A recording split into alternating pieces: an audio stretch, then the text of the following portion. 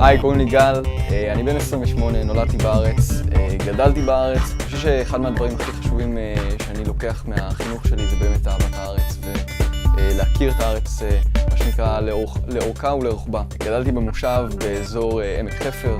אחרי שציינתי תיכון, עשיתי שנת שירות ברמת הגולן, שגם אני רואה כחלק מאוד מאוד חשוב מהארץ שלנו.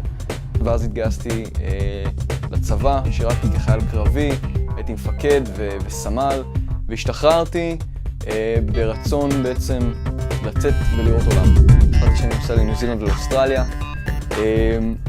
תוך כדי הטיול התחילו לעלות בי שאלות.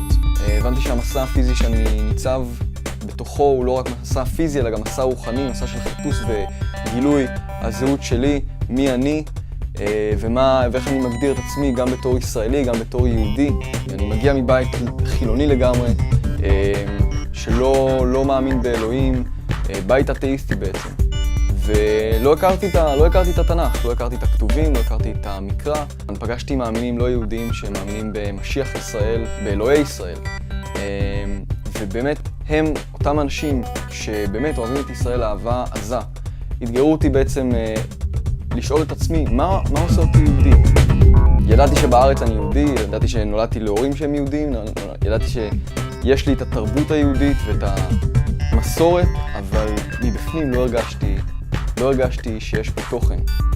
ובעצם אותם מאמינים שפגשתי בניו זילנד התגרו אותי ויצרו מעין קנאה לשאלה מה הופך אותי יהודי, מה עושה אותי יהודי מלבד העובדה שאני ישראלי שאוהב את המדינה, שמוכן לשרת ולמות עבור הארץ שבה אני גדלתי ונולדתי.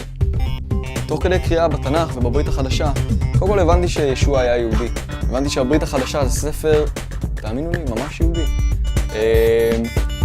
וכל המקומות שהכרתי בארץ, כל המקומות שכל כך הייתי מחובר אליהם, מצפון ועד דרום, מופיעים בספר הזה שחשבתי שהוא כל כך לא יהודי. באמת נהיה לי רעב לדעת עוד, לחפש יותר, לשאול עוד שאלות. בעצם זאת השאלה שהביאה אותי לאדון. מה הופך אותי יהודי? מה יעשה את הילדים שלי יהודים? בעצם שואלים אותי, איך אתה יכול להיות יהודי ולהאמין בישוע? השאלה שלי, איך אתה יכול להיות יהודי ולא להאמין בישוע? ובעצם זה גם שאלה שאני רוצה להפנות למי שרואה את העדות הזאת של מה עושה אותך יהודי? איך אתה מגדיר את עצמך בתור יהודי? אני יודע שאני, מבחינתי, אני מרגיש היום, ב-28 שנותיי, יהודי יותר מאשר הרגשתי כל החיים מאז שהגעתי לאדון.